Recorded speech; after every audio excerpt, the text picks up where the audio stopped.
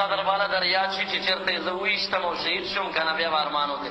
دا چې تاسو زه خوشې کړم چې دا دومره تفاصیلو مکتبو پسې وګرځېږئ، دا صفحې را واړوئ، تاسو ته پته لګي. ساسان کار نه دی.